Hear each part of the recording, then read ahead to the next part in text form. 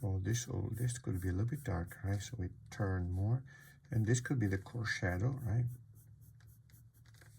That could be darker too. That could be darker too. Well, this is the mastoid process in the back here and here, right?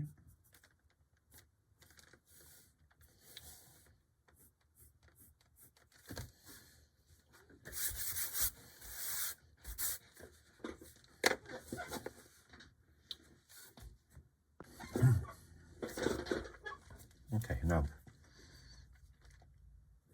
keep developing the forms of the skull like this, right? With these lines, as you can see, these lines kind of follow the profile, right? The release of the form.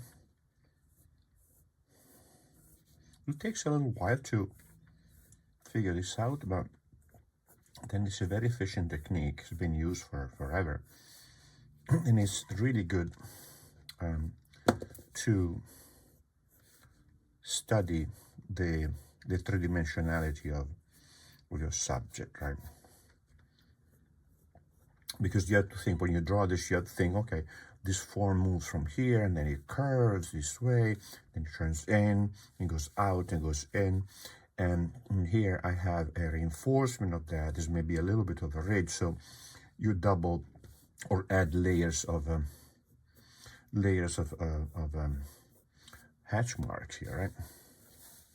So here I would have the frontal eminence, right? Here like this, right? I can imagine the light coming from above. Therefore, here I have a little bit of a shadow, right? Being a bump like this, right? And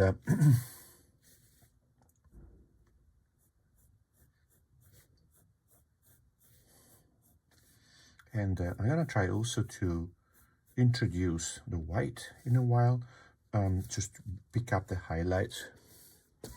Maybe I'll move this to the right a little bit. But we want the frontal eminence being kind of above the orbit, more or less, here.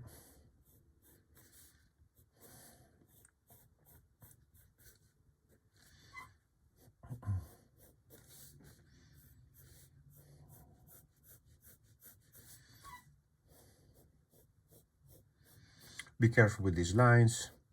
Don't make them too dark. Don't push them too hard, because they become too visible, per se, that they start representing themselves instead of representing the form. So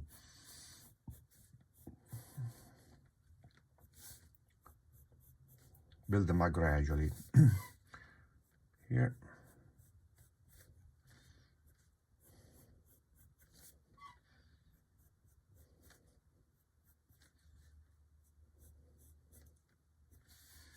This is now darker, it comes in, right?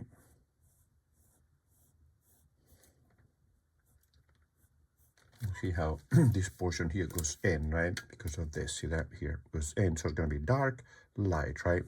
So light, medium, dark, light, right? Depending on how the plane is oriented toward the light, we're going to have different values, right?